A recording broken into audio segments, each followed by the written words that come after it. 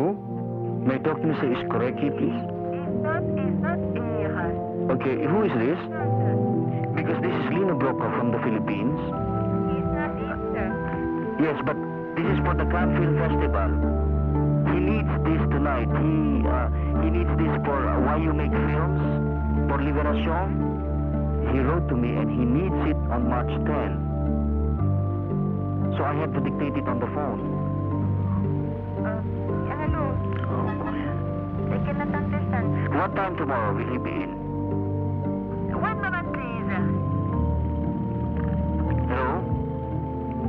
1 o'clock. Tomorrow. He will be there tomorrow, 1 o'clock. Okay, just tell him Lino Brocka called up, okay? Oui, Lino Brocka. Yes. Okay. Okay. Bye-bye. Yeah, thank you. Thank you. Is it somebody there? She cannot speak English very well. You know, it's I think it's the French woman who answered. So I have to call up. So if it's 1 o'clock tomorrow afternoon, what time will it be here?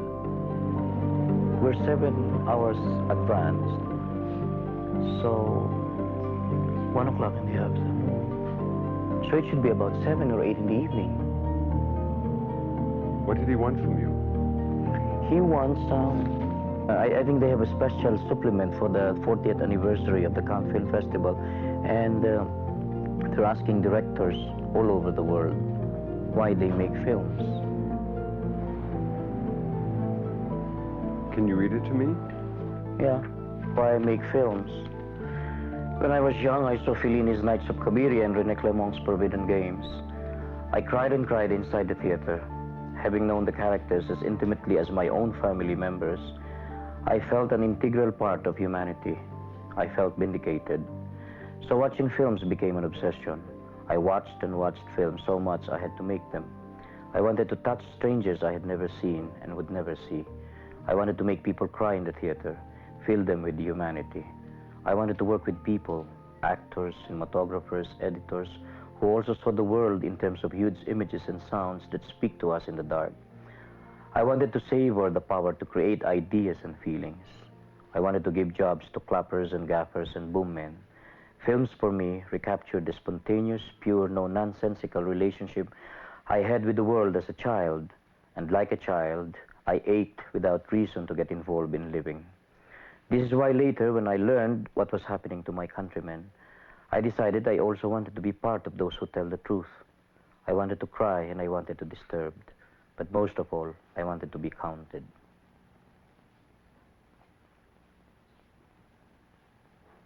That's it.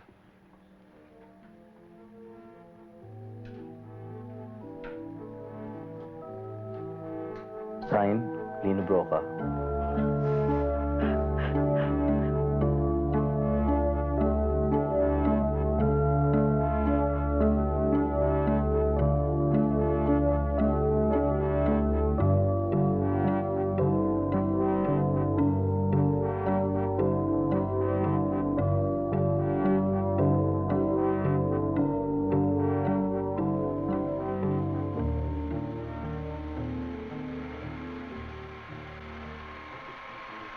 Cut. I'm sorry. From there, you see, di inaadi. Nagkangka, no?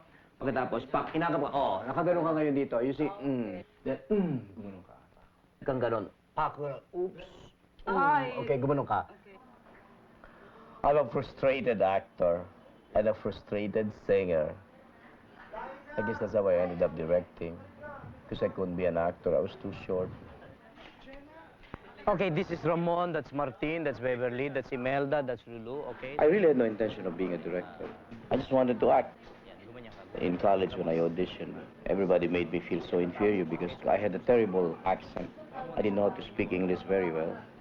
Our first play was Thornton Wilder's Happy Journey to Trenton and Camden, and I was one of those in the cast. The first day of rehearsal, I knew all my lines already. It was so frustrating. They were laughing at my English. And that was so traumatic for me in front of all those people that I quit after that. And I said, I'd rather not play anymore. One day, I went back to the theater and I said, I just want to be part of it. And that's how I became an all-around man. I cleaned the theater just to be in the theater. Did the sets, helped everything, you know. I was the servant of everybody. Because at the theater at that time didn't have a dressing room, didn't have a toilet. You have to go down to the toilet. And so what I would do is I would bring Coke bottles for the actors all the time. And they would pee in the Coke bottles, you know. And there were about 25 Coke bottles, and then after every play, I'd bring it down, you know, and throw their urine, you know, and then wash it again, bring it again. Every time there's a rehearsal, I did that for 6 years, just to be near the theater. Looking back, that backstage work was very, very important. It helped me a lot. Ready? Okay, rolling na yan. Action! What's the story of this film? Lorna and Jay come in, and the reason why she brings Jay along with her is to make it appear as though they're going steady. But actually, she only has one objective. She's just after Boyet. Never let him go. She can't get him? Well, he doesn't like her. I mean, she's just too pushy, too aggressive. I already shot a scene in Marbella, in a resort wherein she tries to seduce him. And for a while, and for a moment, he gives in. He gets attracted to her also. But at the last minute, he pushes her away and leaves her and goes to follow Dina, whom he really loves. That's something that Lorna cannot stand. The fact that Boyet rejects her. That's the title of the film, Maging Aking Kalamang. She will do anything to make him fall for her. Obsession. Later, she pretends to invite them over for dinner, and she starts getting tipsy, seeing Boyet and Dina so lovey-dovey. Jay, in the meantime, realizes the reason why she invited him over. Lorna is using him. When, after they leave, he confronts her with it and tells her, I'm not a toy, you know, I'm not somebody you can just, this is a big scene, and she slaps him, and he sort of rapes her, okay? So, push her there, okay? Akala mas romantic, okay? Then, bullshit, okay? Lies, all lies, okay? Puro kasinungalingan. This what I'm doing has nothing to do at all with any of the Philippine realities, you know. Oppression, poverty, justice. No. It's a combination of Dynasty, Falcon Crest, and Dallas, you know. We have no illusion. I tell the stars, I said, this is soap. What we're doing is soap, plain and simple soap. I don't care what they say, that we add substance to soap and all that. It still is soap, you know. So let's not have any illusion that we're doing an ambitious film, you know. The movie is taken from illustrated comics. So the scriptwriter took out a lot of scenes. The change was so much, my God. You know, so I'm trying to bring back some of them for commercial purposes, to make it more commercial. Do Filipinos read a lot of comics? So I suppose in some provinces, it's the only reading material, you know. In some areas here, the newspapers don't even get to reach them, but the comics reach them, you know.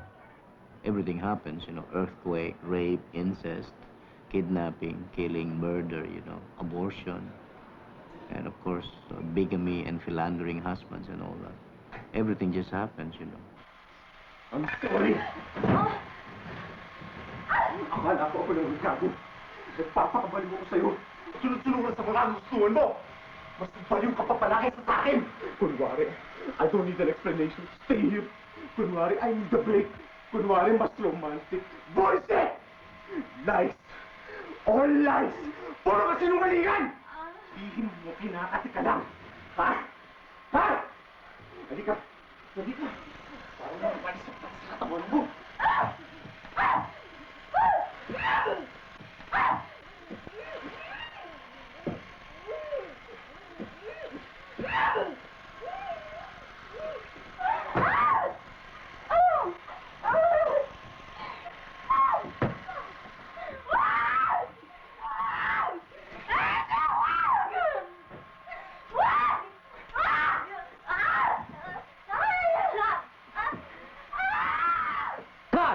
Okay, good. Okay, good.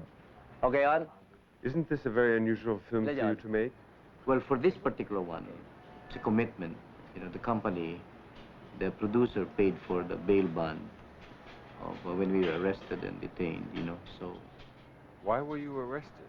Well, because I joined, I was in the negotiating panel of a jeepney transport strike way back in 1985, January 1985. Was the bail very high? Yeah, it's about 80,000 pesos at that time. So I sent a note to the producer of this film that I'm willing to make any film for them as long as they give me the money right away. And they gave the money that same afternoon. Did they send the script along with it? No. A year later, that's when they started sending the script. On January 28, Brocka and Cervantes allegedly led demonstrators in shouting slogans inciting the people to overthrow the government. Brocka and the 4 others were accused of leading an illegal assembly during the January 28 jeepney strike in Cubao. We talked to Brocka and Cervantes before they were brought to jail. Brocka and Cervantes were also accused of shouting anti-government slogans. I said these words, I did not speak during this particular rally, and I am not one of the leaders because we were just in the support group, and I am in the negotiating panel. Being head of the Concerned Artists of the Philippines at that time, I was asked by the jeepney drivers to help them in negotiating with the military, you know, while the strike was going on. And so it was in the midst of this strike. There was some violence, you know, and I was arrested together with 40 other jeepney transport workers and cultural workers and students, you know. Finally, at 5:30 this afternoon, the clerk of court read the 9-page resolution granting bail to the accused Brocka, Cervantes, et al. You're actually a director for hire. Yes. Why shouldn't I be? You've directed over 50 films. Didn't you ever want to be your own producer so that you could Oh, do yeah. what you want? I was my own producer. We lost. The company went bankrupt. And I paid millions already. I'm still paying. So I'd love to be my own producer, but I don't know. In that particular island, I remember that before you can be admitted to the school, the teachers ask you to reach your ears. If you're 7 years old, you're able to reach your ears like that. You know, you do that. If you're not 7 years old, for some reason, you can't reach your ears, you know. So since I was barely 6, my father said, okay, now time for you to go to school.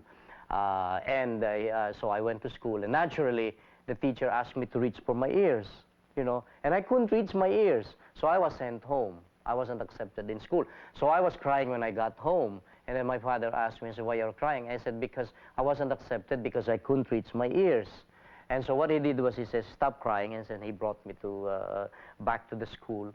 And, you know, it was one of those thatched nipa hut school, you know, improvised school, because this was right after the war. Anyway, so he brings me there, and he says, and the teacher was there with the students, with everybody and all that, and he tells me to go in the middle of the classroom, and he says, recite the alphabet. And of course, I stood there and I said, A, B, C, D, E, F, G, you know, and recite the multiplication table. 1 times 1 equals 1, 1 times 2 equals 2, you know. Recite the addition table, and write down your name on the blackboard. So I wrote down my name in the blackboard, you know, and all that. So it was a performance, you know, I'll never forget that. And then recite the poem, you know. So I stood there and says, in the heart of a seed, buried deep, so deep, a dear little plant lay fast asleep. I knew all those poems, you know. So he made me all those things that he used to teach me, you know, and it was a performance, and afterwards the teacher just stood there and everybody just watched me.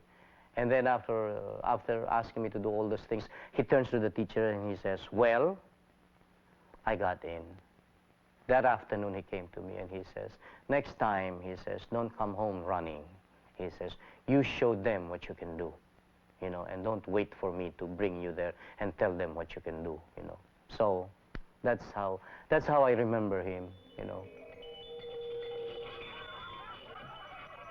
His father was the one who impregnated, was responsible for her losing her mind, because he had to marry. He was forced, he was in love with her, but comes from a poor family, you know. So he had to marry for convenience, you know, the town's prettiest girl and rich girl, which is very typically Filipino.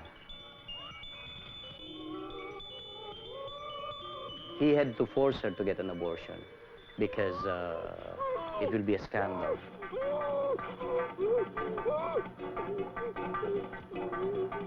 He had to marry the other girl. Right. That happens in a small town. That happens all the time. Your record must be spotless.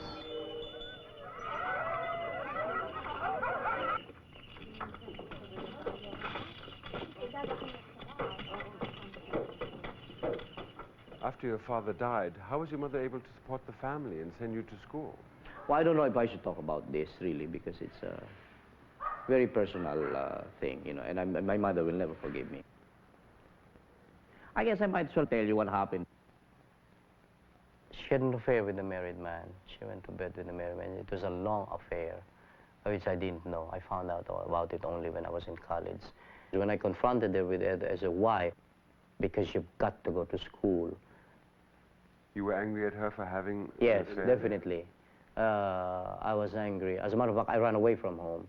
3 years I didn't come home because I was already in college at that time. And 3 years I did not come home. And on the third year, my brother came to me and said, Why were you angry? Because it was wrong. I mean... You didn't want her to have a life with another man? Not with a married man, wherein everybody was talking about it, you know. In a small town, I mean, you know, you're brought up to believe that it was wrong. I mean, you knew the man is married with kids of his own. It was just wrong. I mean, I don't know how to explain it, Chris, but it was wrong. I don't know if it's my Catholic upbringing or a small town morality and all that, but it's wrong. When you left, you realized, though, you were being selfish.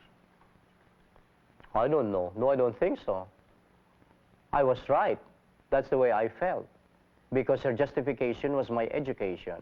I said, no matter what, you know. I believed very strongly in some moral values, you know.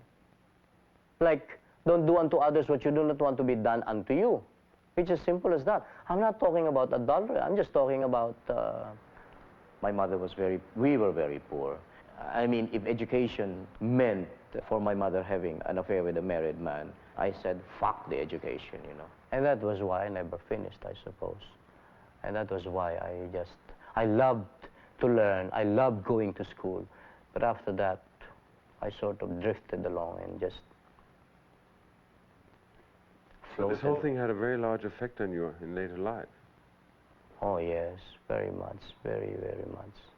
It was a very painful experience.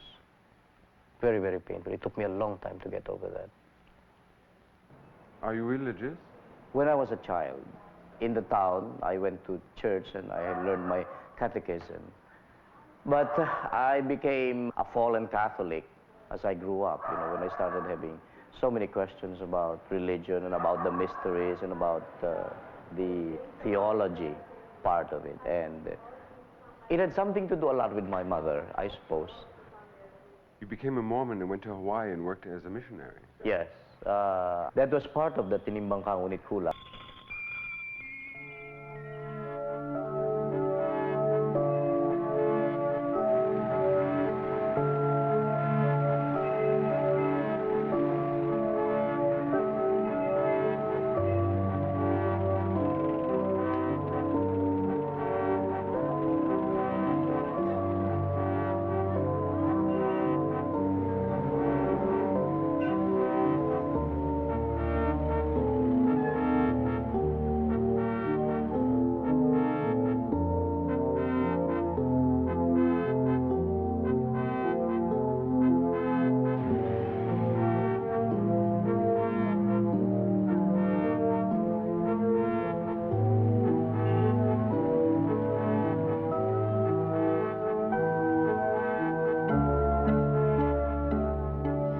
Many years ago, a group of American international psychologists, psychiatrists, and medical doctors have declared that homosexuality is no longer a mental disease.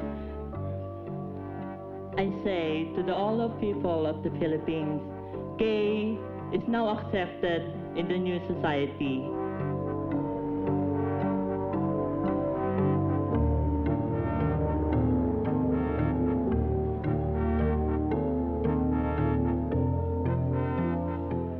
Now, being a gay, I'm so proud.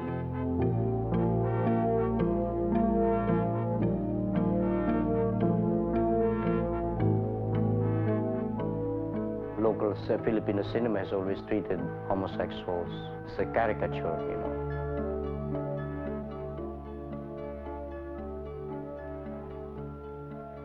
The gay scene in the Philippines usually is somebody supports, somebody is the provider, and usually that's the gay. And so they usually go for these macho-looking guys whom they usually support, you know, call boys. Are there no monogamous relationships between gays? There are, but very, very few. That monogamous relationship wherein two gays live together, share an apartment and all that, is basically very Western. Although now, among the yuppies, among the local version of the yuppies, they have that, you know, wherein they live together, you know. But usually in the Philippines, the gay relationship is usually between somebody who needs support and somebody who supports. You made a film called Tubok sa Ginto. Meaning gold-plated or dipped in gold, literally. But I did that way back in 1970. You said in a television interview it was a very controversial film. In what sense? It was a very controversial film because it treated the homosexuals not as a caricature, you know.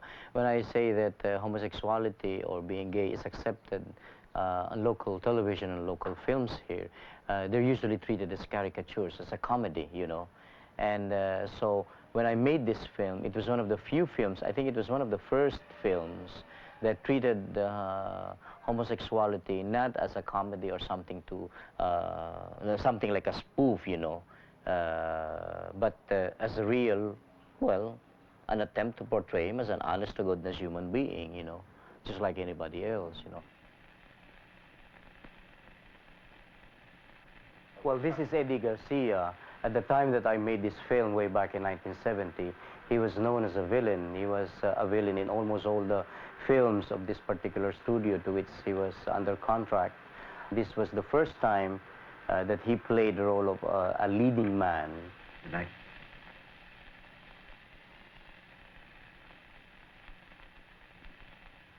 His wife is played by Lolita Rodriguez.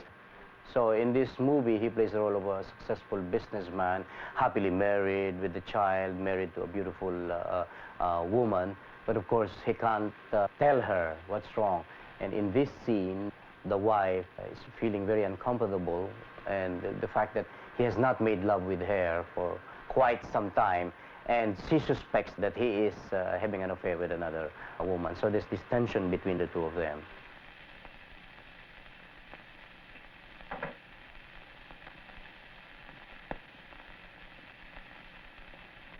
Wala ka bang sasabihin sa akin, Benito? Aren't you going to tell me anything?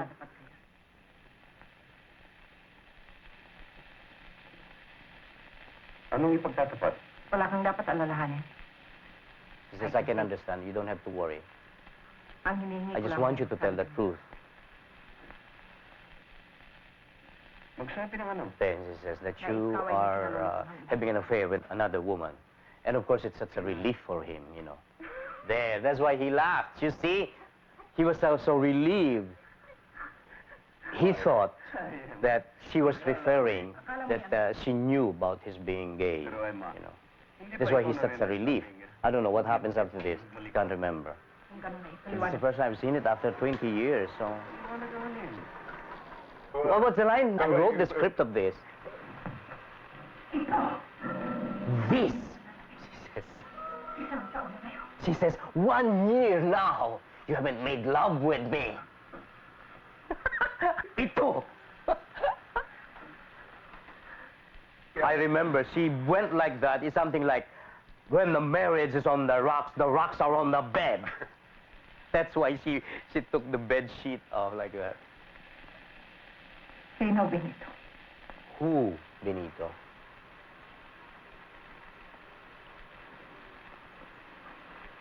Of course, he cannot say. It's another man! Walang ibang babae, Emma. He says, there's no other woman except you. Maniwala ka. Please believe me. Sinungaling. Then she says, Huwag Yula, mong sabihin sa akin wala. don't tell me there's no one. Sinong normal ang lalaki makakatiis na hindi gagawin ang kanyang What kasama sa normal loob ng- human being, what normal Maniwala. male can go on for 1 year without making love? What was that the line again? My God, I didn't realize I wrote those lines. You didn't realize you were gay until you were 20? Oh, no, I knew something was wrong. But, you know, lack of knowledge about it. I didn't know what it was all about. You know, I grew up in a small town, and I knew I was feeling differently, but you had no word for it. You know, we were not that sophisticated. I had to go to the library and look for the meaning of the word, and it says aberration. You know, I'll never forget that. And then there was an explanation about what's wrong with it and all that. I knew there was something wrong, but what I'm saying is, you don't really realize, you don't know the full impact of it, you know, until much later, until you go into a relationship. And I'm not just talking about casual sex. I'm talking about relationships, you know. Then you realize you're different. I mean, it's not the kind of thing that you sort of say, well, I'm gay, voila, you know, fine and all that. No, it was a different time, and it was a different... plus the fact that I've always wanted to have family, you know. I wanted to have children that I can teach the way my father taught me, the way my father told stories to me, you know. I wanted to do the same thing. And then I realized that to do that, I have to be like others who were dishonest about it, you know, kept it. And, you know, that involves another person that you're being dishonest with.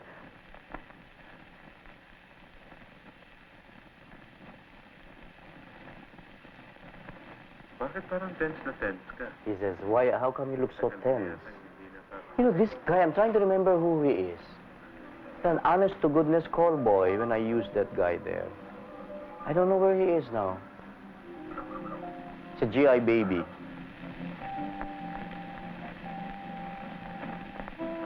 The name of Eddie Garcia here is Benito. He says, I think I should wear a nightie because he says, with him I'm a woman, you know, and things like that. Because he was asking me how it feels, and I said, it's a normal feeling, you know. I said, it's as simple as that. I said, you don't make any differentiation. I said, you are a person in love, that's all. I said, so how would you do it? How do you do it with a woman that you love? It's like that. It just so happened, I said, that you have a penis and he has a penis, you know. That's the only difference. I said, but the feeling is the same. I said, love knows no gender, I said, you know. So I kept talking about him feeling like a woman and all that, and he said, then I should wear a nightie. I said, no way. He kept insisting, you know.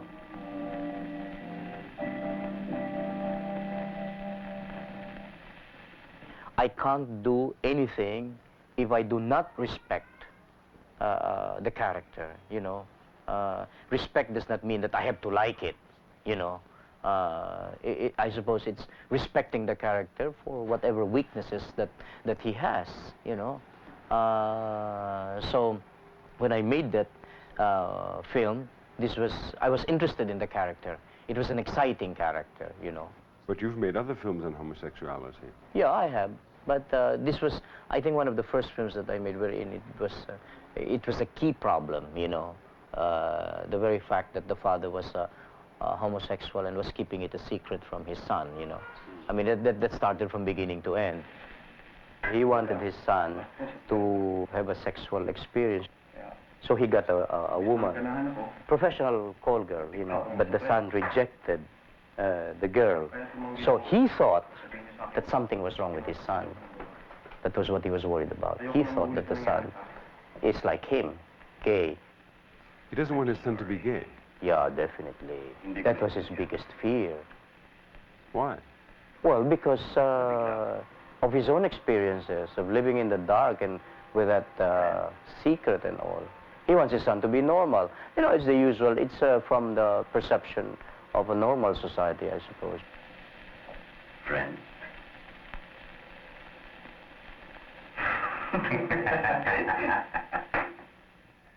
Does your mother know you're gay? Oh, yeah, I told her. When did you tell her? Oh, that was the time when she was insisting on staying with me, and finally I just had to tell her, Ma, you cannot stay with me because... Then I sat down and told her everything. How did she react to that? Oh, you'll be surprised. After that, she only said, okay, let's eat now. That's what she said. She looked at me after all that agonizing outpouring and all that. She looked at me and she just said, okay, let's eat now.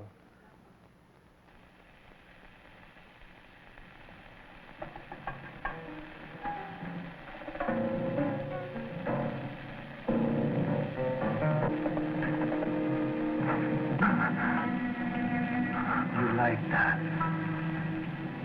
Di ba?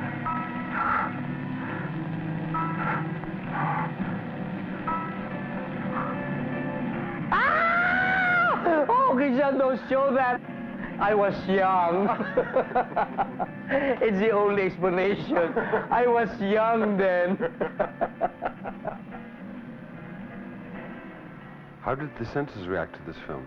They were just shocked. There was a big controversy about this film. But you see, it was the producers that paid. Because at that time, most of the censors can be paid.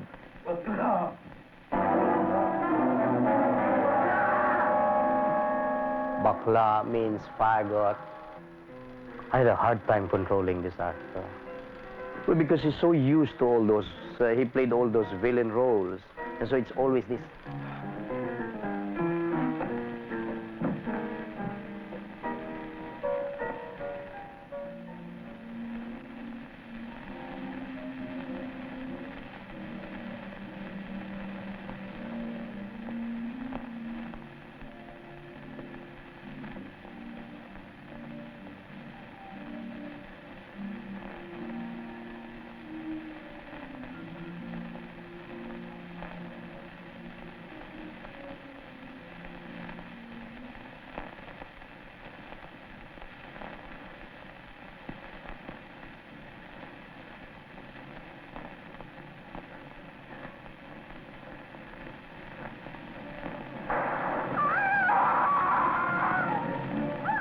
Why does he kill himself at the end? It's the comics. It's from comics material. That's the Philippine perception. He should die. Because according to the Bible, it's a sin. It is an unnatural, abnormal act. So... The church must have really been troubled by this film. They didn't say anything. I don't know, but I remember being invited to so many speaking engagements after this film was made. It was a subject of discussion.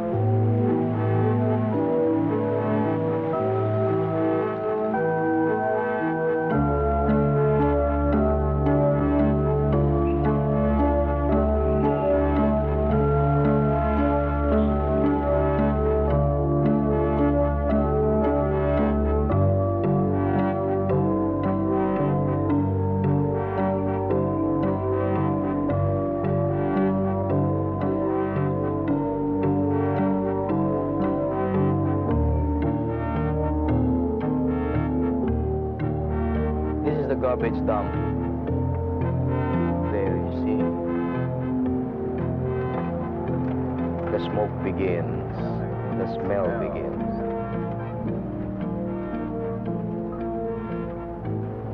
Since 1972, I did my first Islam picture, and that got into trouble with the censors.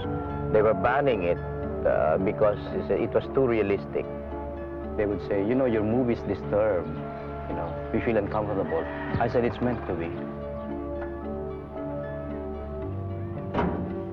Tondo has always stood for the poor people of Manila. When you speak of urban poverty, they usually refer to Tondo. Tondo is the major district, and this is the heart of Tondo. You know, it's a slum area. The people had paved streets here, and they have houses here. You know, 2 stories. Okay, you know, the houses were okay. Imelda had them evicted, and they bulldozed the place, and they tried to flatten the garbage dump. So the people were relocated to a place where it was away from their source of incomes, you know. So the people were forced to go back here again and rebuild their shanties. What did they expect to find? You hear all kinds of stories about somebody finding some diamonds, and sometimes they find gold, and they find earrings and rings and all that. I made about 5 films here. I made in Siang, Jaguar, Bona, Maynila. I used to stay here month after month after month. People here are very nice. That was the beginning of Imelda's campaign again, showing what is not true, what is not good, and what is not beautiful, you know. She says, my job as a director is to be part of nation building. And one of the first steps towards nation building is image building. Lino Brocka.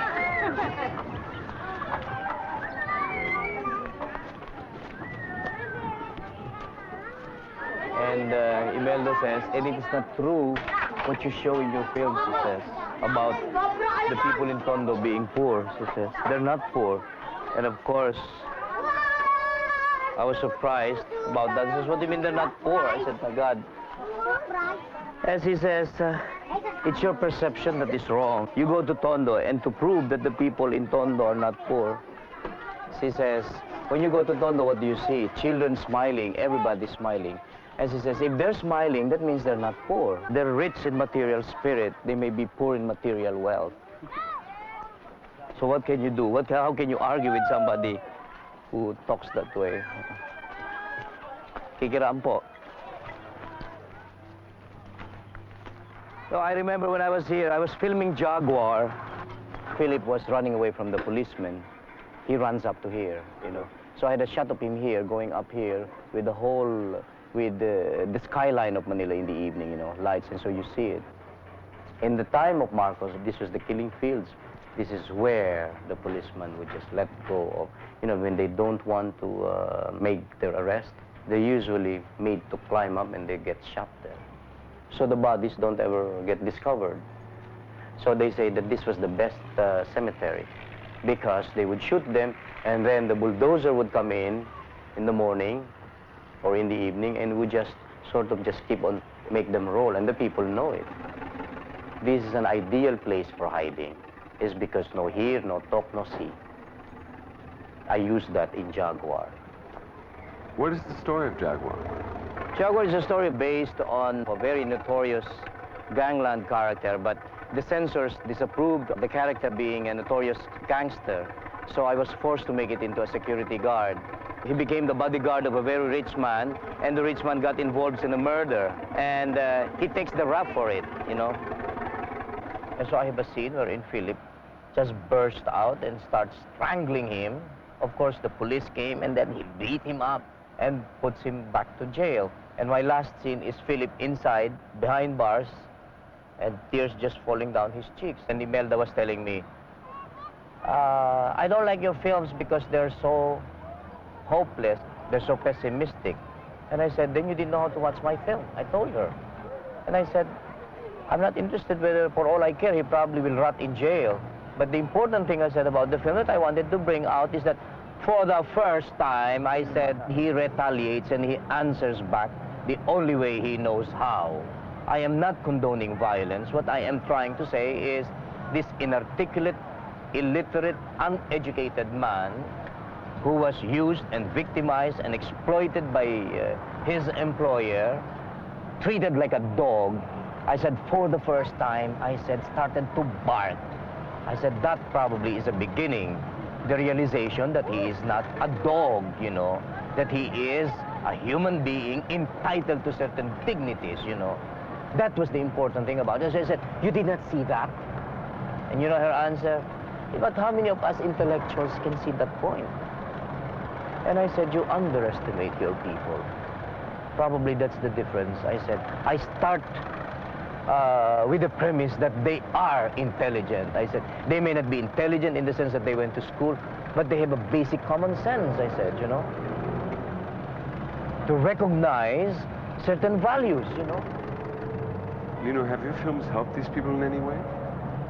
What do you mean in any way? What do the films do for them? It makes people who don't belong to this side aware that there's another reality.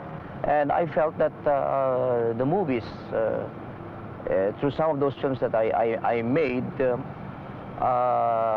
would confront the people with this issue, you know. I mean, so that film does not just become a reflection, a medium that reflects reality, but that would confront these realities, confront the people with these realities, you know, or those that are in power, or those that are concerned. And people should be concerned. How is the Aquino government handling this? Well, they're confronting it also. Hopefully, you know, this is, President Aquino stated it, that the first problem that she has to solve is the economic poverty, you know, the living conditions of, the subhuman conditions of these people. I mean, 80%, 75 to 80% of the people here in this country are below poverty line. And if this government, if it's going to be worth its salt, if it's going to be effective at all, must first address itself to this problem of poverty. Because it's senseless to keep on talking about structures of the government, you know. You can come out with the most idealized structure of the government and agencies and all, but if the people remain poor, then these people would sell their ballots, you know. They would sell their rights to anybody who has money, which has always been our problem in the past, you know. Come election time, the candidates would just dole out money, and these people would just sell their votes, you know, and just add to the corruption and all, you know. These are such easy praise and easy, very vulnerable to that, because they're poor. Their main problem is 3 meals a day, you know.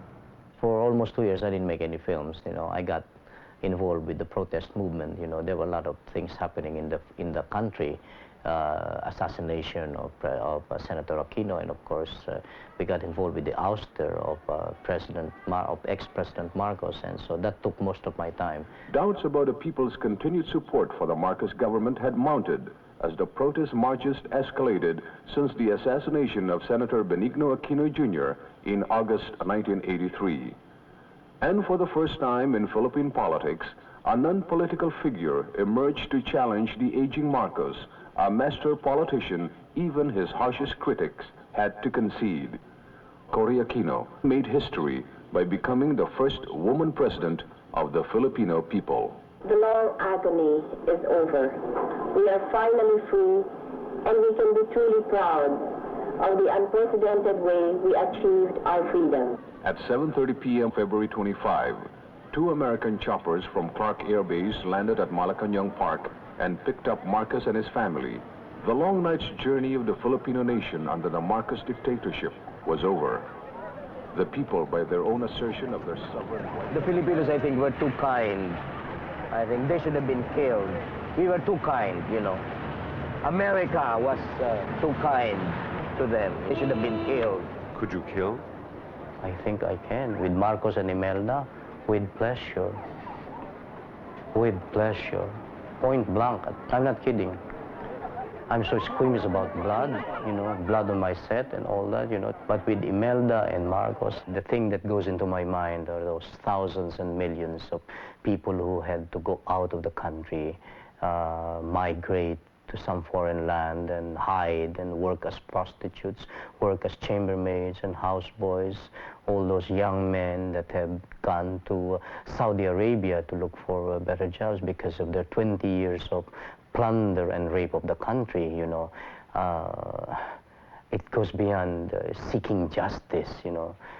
For these two, I was asked in the beginning, before, I think the Filipinos were too kind, you know. There was just, I think we were too lax on them.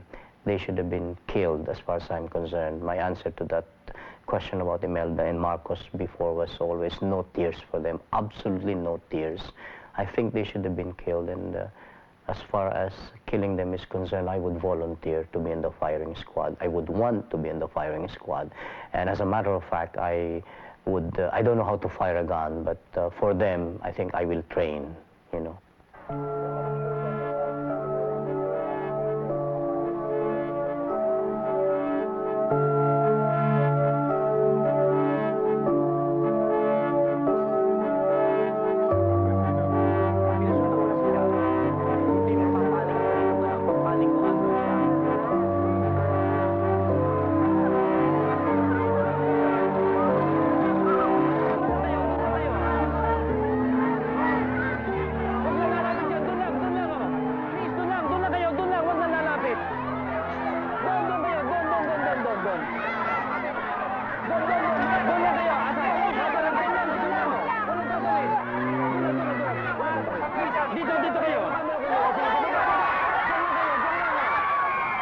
Sharon is the biggest female star at the moment. They call her a mega star.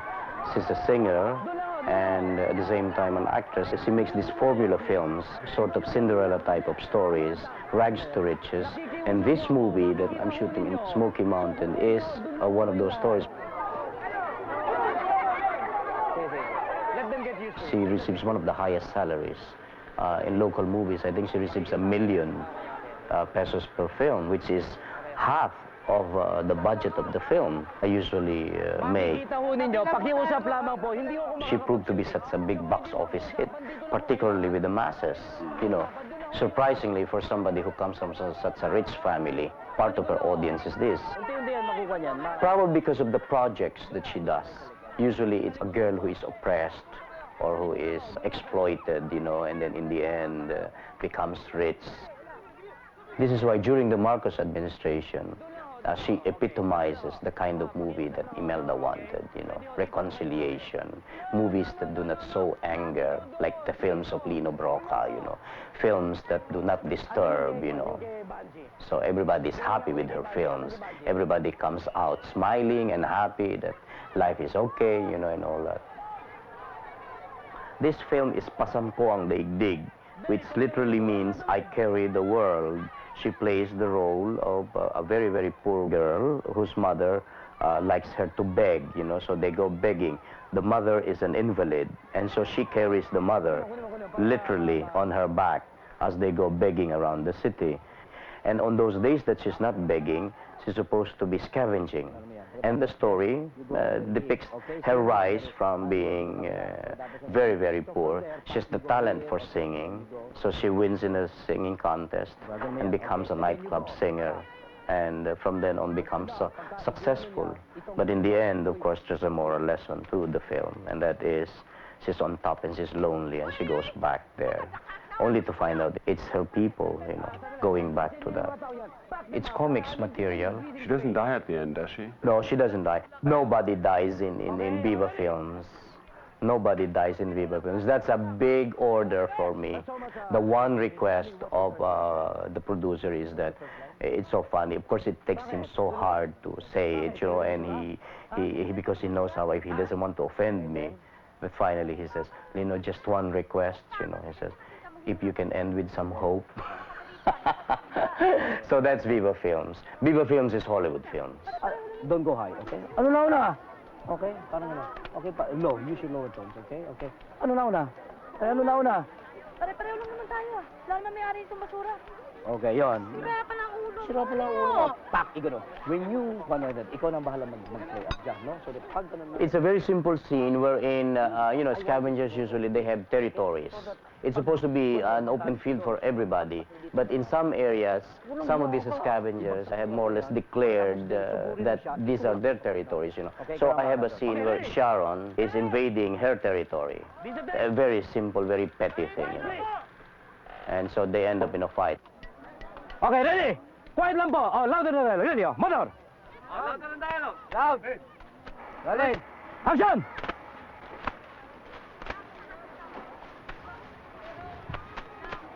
Uy! Maganda ka! Naanak ko rin siya! Bakit? Sa iba itong basura, ha? Ang tapang mo magsalita! Nakaupakan kita dyan, nakita mo hinahanap mo! Nauna kami rito, doon ka sa kabila! Anong nauna? Pare-pareho lang naman tayo, wala namang may-ari itong basura! Sira pa lang ulo mo, no?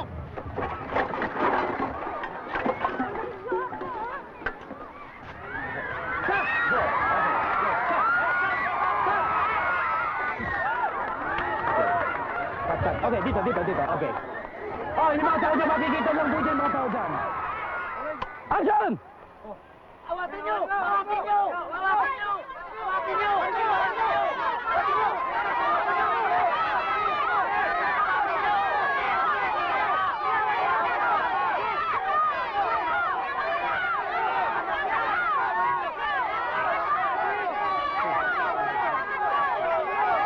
Okay, cut! Okay, good. Okay. Nakuha, no? Takpan, ha? Oh, yeah. It's okay, pero na kahit paano okay, ha? Okay yun. Okay? Okay yun, ha? That's all. Good. Good. Sira yung baong ko. Okay? Good. Lino, how come there's so many people here? What do you mean, how come there's so many people here? Haven't you heard of overpopulation? Haven't you heard of what they do here? They scavenge and make babies. And also because I'm shooting with the top star of Viva Films. Where do we pass? Here. Do these people even know her name? Yes. My God. You ask anybody of any of them. These are the ones who will pay to see the film. Do they have the pesos for that?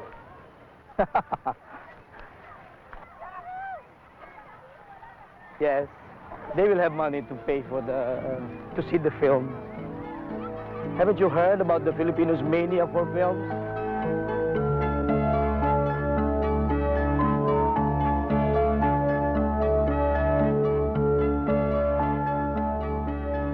Filipino audience has been so conditioned to watching films dished out by, of course, by Hollywood, you know. The soap operas that are being made in Hollywood, for example, make such big impact here. So it's either the Hollywood rejects or you would have the big blockbusters like Rambo, you know, so extremes. The Hollywood rejects in terms of films like No Retreat, No Surrender, which have complete unknowns, you know. These are drive-in movies, I think, or movies that are shown in holes in the walls abroad, you know, or in a triple program. But since they're cheap to buy, they buy them not by film, but per pound, I think. There's nothing much in between. Like Woody Allen films and all that would hardly have any chance here. You know, they're shown for 1 day or 2 days. After that, they're gone because they don't make money.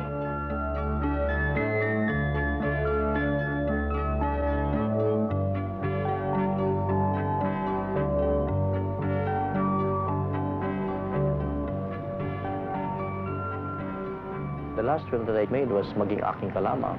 If You Could Only Be Mine. And that was a big success financially. Oh yes, tremendously successful. What did the critics say about it? Well, the critics, of course, were talking about the performances of the stars.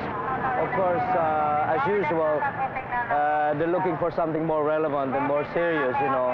They're looking for something like Bayang or Kapit sa Patalim. You know, so they had some nasty words for the plot and for this kind of film that I'm making at the moment. Were you pleased that it's making a lot of money? Oh yes, definitely. I had a feeling that it was a potential box office hit. So box office is important to you? Oh yes, definitely. It is important for me to be in the commercial mainstream of the industry, and not just to be in the commercial mainstream, but to be a box office success. Mainly because that's the one reason why I'm able to make the more serious films or the more ambitious films.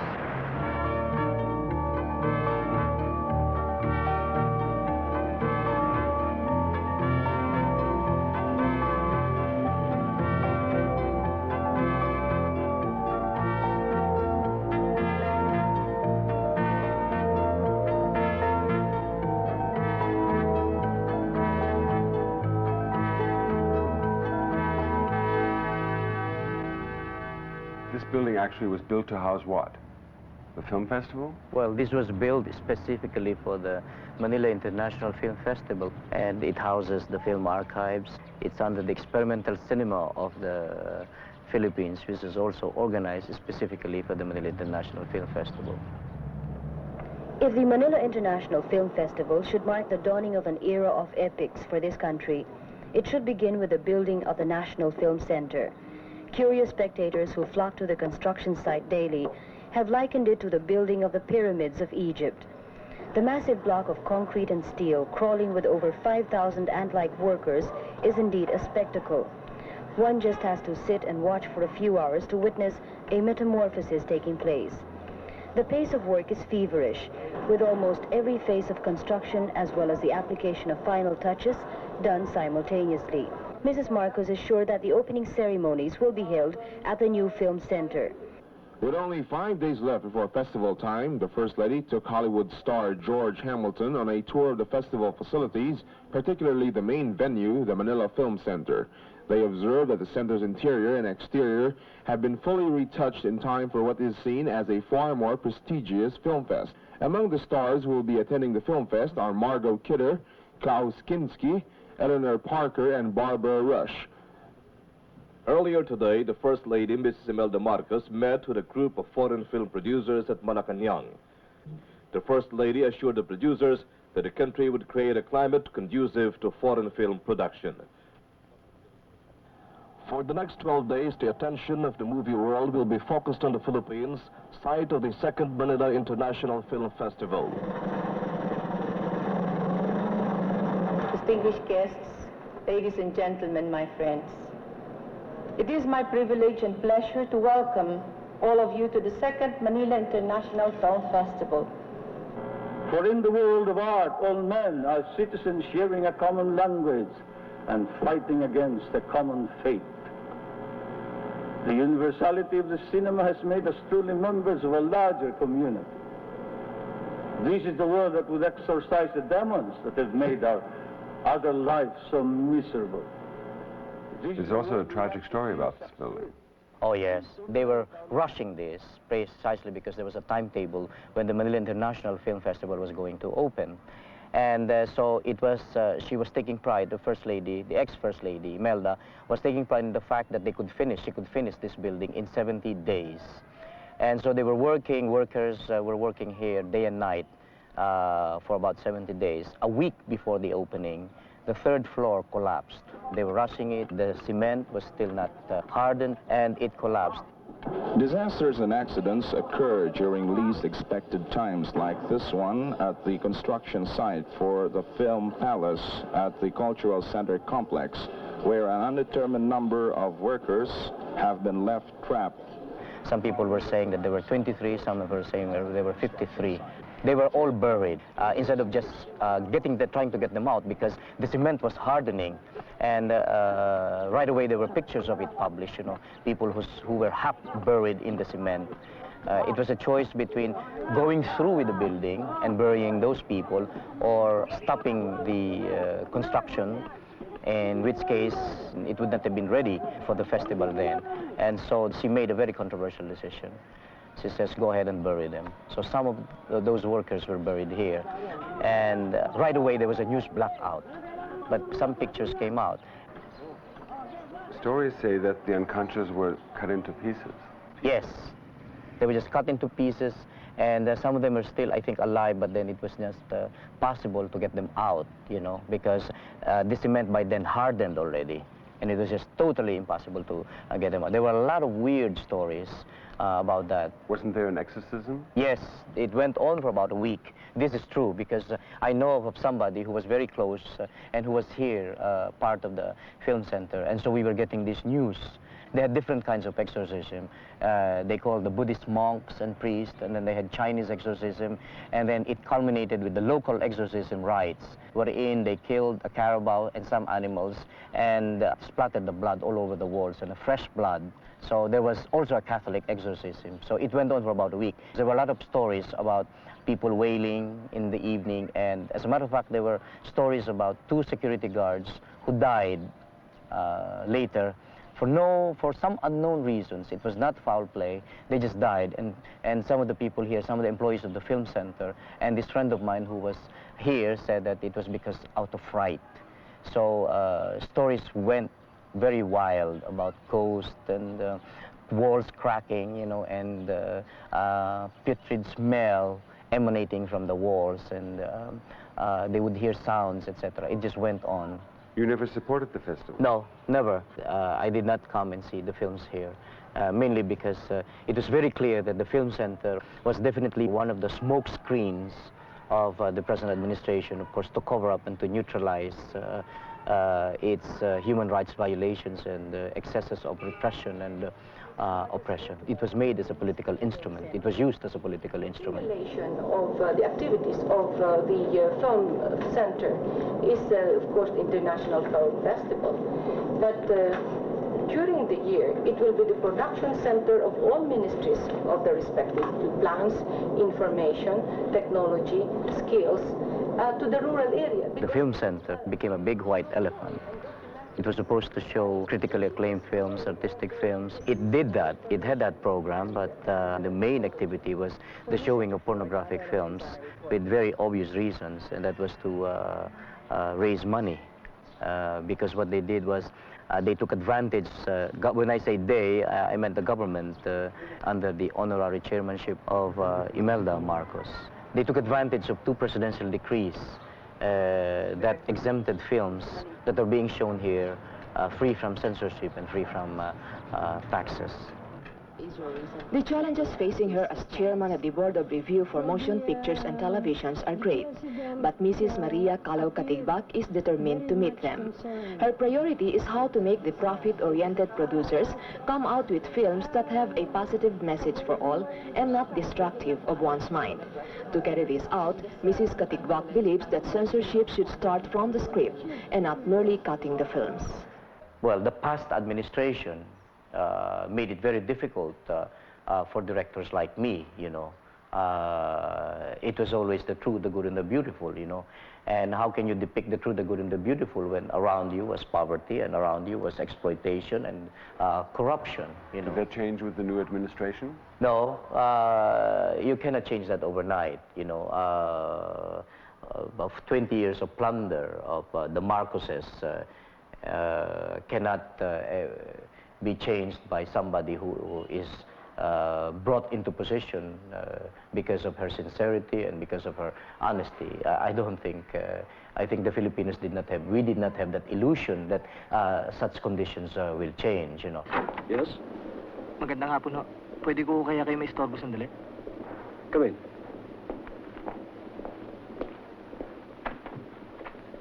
Bakit? Eh, tungkol ho kasi dito sa kay Mrs. Luz Manalastas, Mrs. ko ho. Yun ho bang bagong panganak na incubator yung baby? Oh. I went to the Cannes Film Festival where Bayanko was shown, and I took advantage of the fact that I was going to be exposed to international press, dressed in a barong with the map of the Philippines in blood red. Did the Marcos government react to your public demonstration in Cannes? They heard about the press conference wherein I spoke about what was happening in the country. And so when I came back here, they took away my passport. Their film was admitted by them to have been smuggled out.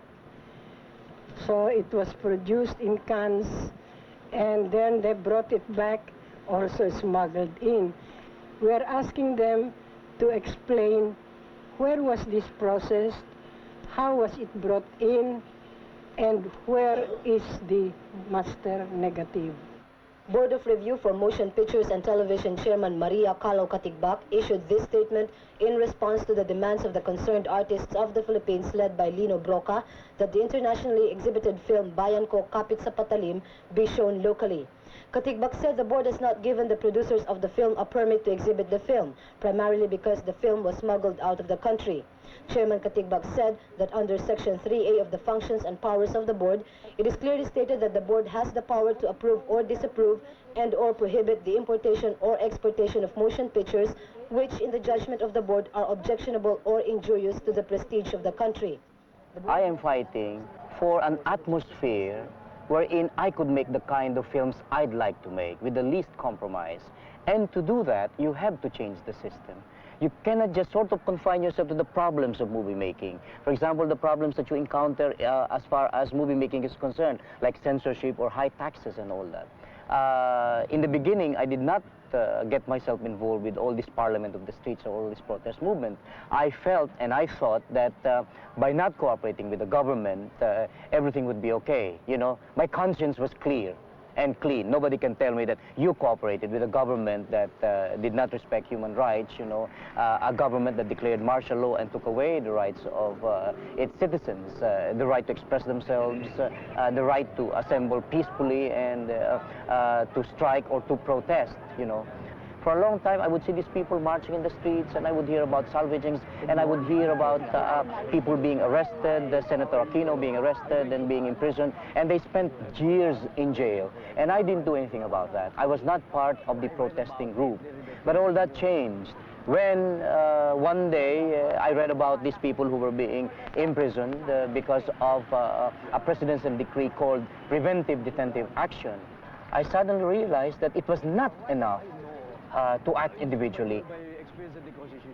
You cannot, for example, separate what is happening in the country, you know, the realities around with the reality of filmmaking, you cannot here in this particular case, you know, because at least that was what we found out during that protest movement, being involved in the protest movement, you know, when our eyes were open and we sort of got enlightened and sort of got politicized.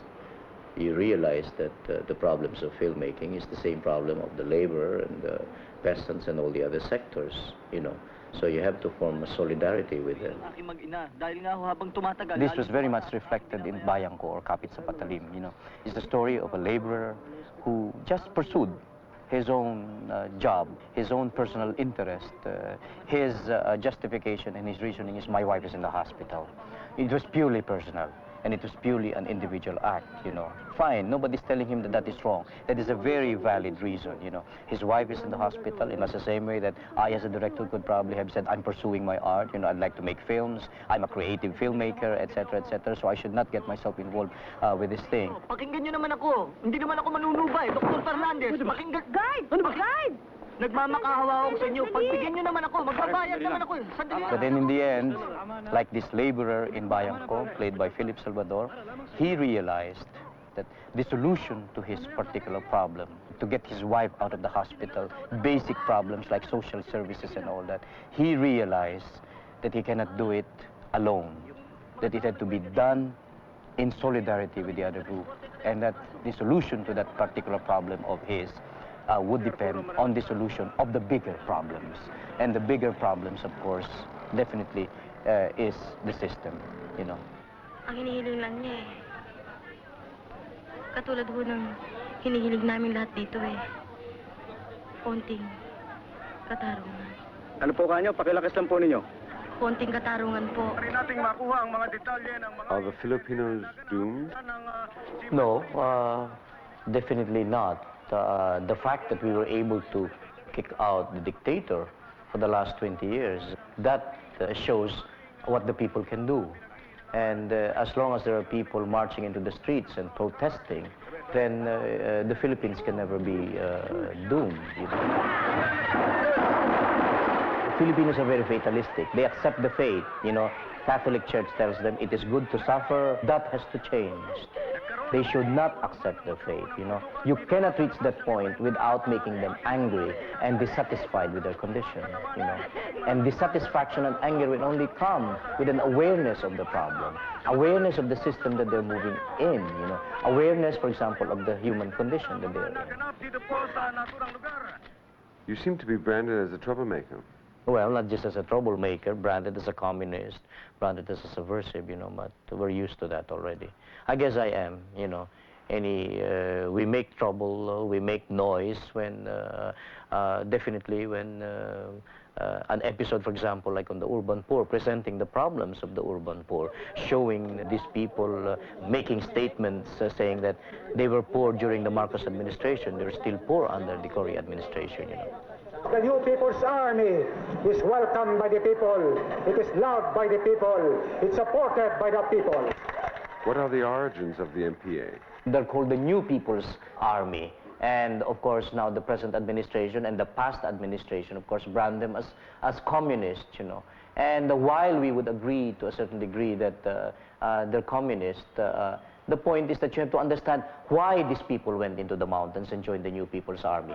Most of them are peasants, you know, who did not have justice in their fight against the landlords, against capitalists, you know.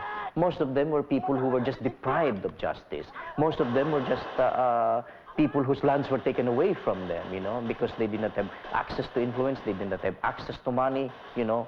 And they were victims of corruption. They're completely exploited and completely victimized.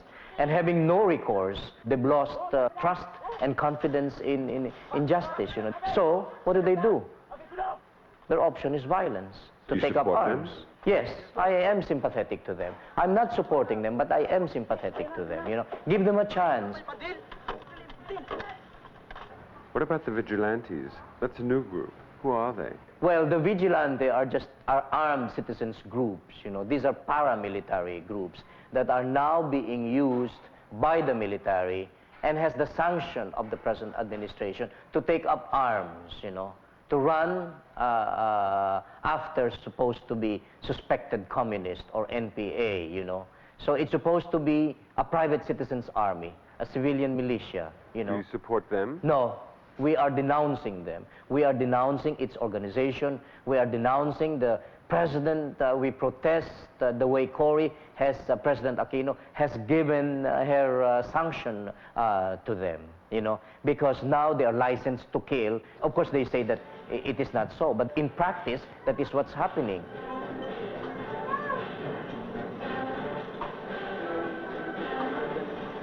This is Agdao, what used to be known as the hotbed or the laboratory of the communist insurgents in Davao. Ironically, it was also in Agdao where an anti-communist movement, now known as the Alsa-Masa, began. Alsa-Masa was founded by former NPA rebels who finally decided to fight communism. They now patrol the area regularly to... Anybody who dissents is a communist, and so you're actually giving license for these people to kill in the name of freedom and in the name of democracy, you know, and that should be stopped. Doesn't that show weakness in the military?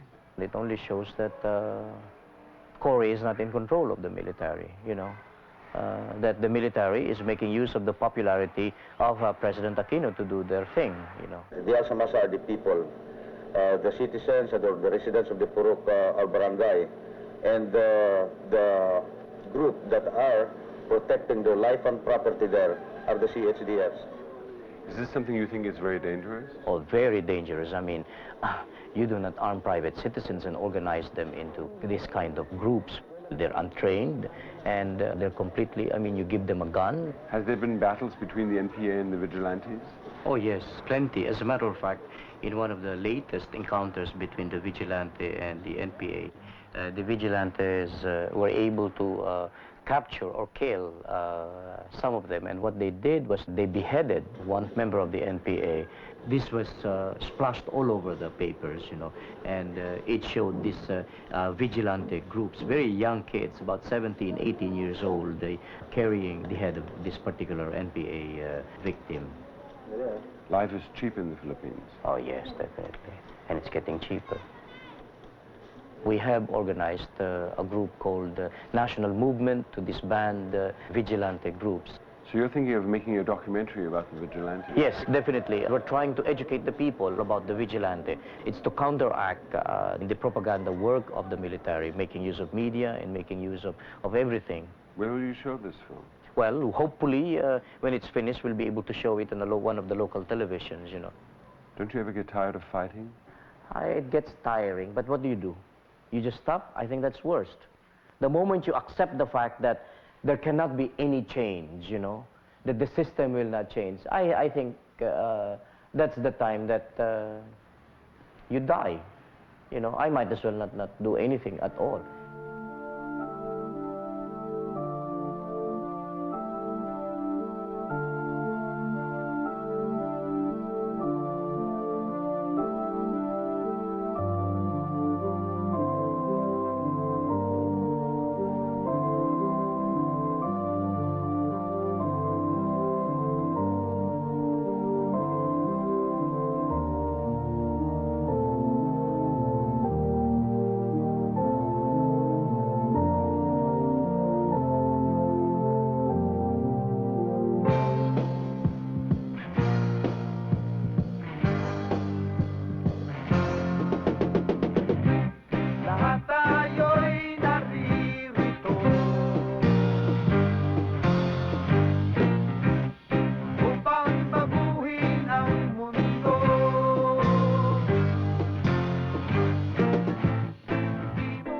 Continue with the next film you make? The macho dancer thing that I want to do is based on a true story about this particular boy who grew up in a city right beside the base, you know, Clarkfield. And he started, he said, with Americans, you know, with an American serviceman who got an apartment for him outside the base, you know. And when his tour of duty was finished, he was turned over to another serviceman, you know, and then he met somebody who told him, what are you doing in this small town, you know, rather than just servicing serviceman, why don't you go to Manila and try your luck there? And he did go to Manila. And when he came to Manila, the first thing that he did was to be a macho dancer. He was taught to be a macho dancer. What is a macho dancer? Well, a macho dancer are the boys who dance in gay bars. Basically, in Manila, it's a certain style of dancing that is very sinewy and very slithering. I don't know where it originated, but it's all over the gay bars in Manila. Are the boys gay? No, they're not. Some of them are just dancers, and a lot of them, of course, are call boys, we call them. Why do you want to make this film? I wanted to make it because it's one of the realities in Manila. It's a reflection of certain conditions, economic conditions of the country, the sex underworld thing. Part of the movie will expose the syndicate, or the fact that most of these bars and most of these clubs and prostitution dens are run by people in power. The policemen, most of the policemen in Manila are involved with it, you know, sort of a protection racket, you know. So this topic of prostitution and drug syndicate and gun running are all very much coordinated. People in authority, particularly the military, are behind this, you know, have been giving protection to these syndicates, you know.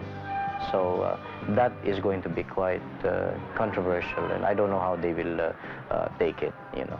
So, but I'm not making it because it's basically potentially a controversial subject. No, I'm making it because I feel very strongly about conditions like this. I feel very strongly about this particular topic, you know.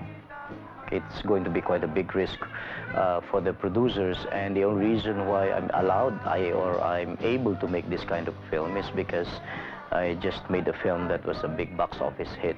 So it's a give and take thing, you know. They just want to keep me happy, and now that I'm in demand once again, they don't want me to leave them. So one way of keeping me within their fold is to allow me to make this film, which is going to be quite a low-budget film, you know, because I'm introducing a complete unknown. This film will be the first film in a long time that you want to make. Will it do something for you as a director? Yeah, but I don't think of it in those terms, that it will do something for me. I think it will do a lot for him, and I like to think that it will do a lot for directors like me who are in the same rut, wherein where the only offers that we have are to make movies based on comics materials, you know. In that aspect, this movie is quite important because I hope that it makes it at the box office, because then producers are like sheep, you know. They have this herd thinking that if it makes it, then hopefully they will be encouraged to make films out of materials other than comics, you know. Then they'll start looking at materials like Macho Dancer, you know.